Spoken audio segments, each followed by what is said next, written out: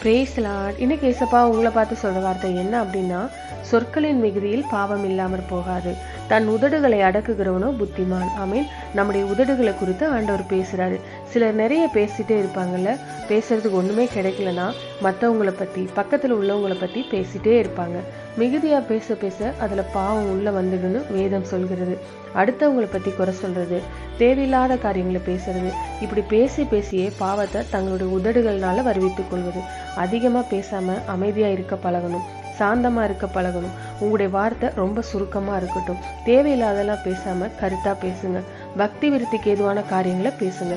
அவசியம் இல்லாம அடுத்தவங்களை பத்தி பேசுறது, அடுத்தவங்களை நியாயம் தீர்க்கிறது, தயவு செய்து இந்த மாதிரி பாவத்திற்கு இடம் கொடுத்துடாதீங்க.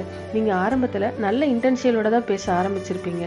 ஆனா பேச பேச தப்பானதெல்லாம், தேவனை துக்கப்படுத்துவதெல்லாம் வர ஆரம்பிக்கும். அதனால ஆண்டவரை குறித்து பேசுங்க, வசனத்தை குறித்து பேசுங்க, கர்த்தருடைய காரியமா பேசுங்க, பக்தி விருத்திக்கு ஏதுவானவைகளை பேசுங்க.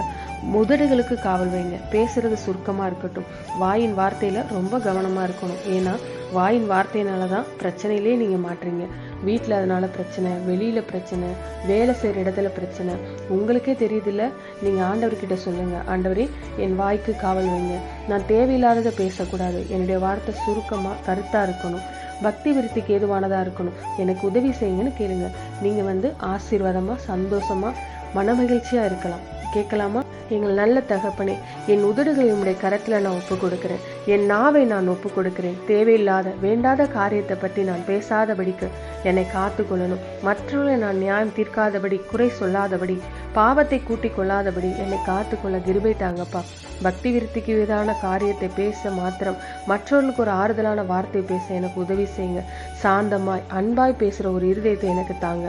உம்முடைய கரத்துல என்னை ஒப்பு கொடுக்கிறேன். இயேசுவின் நாமத்தில் ஜெபிக்கிறோம் பிதாவே. ஆமென். God bless you.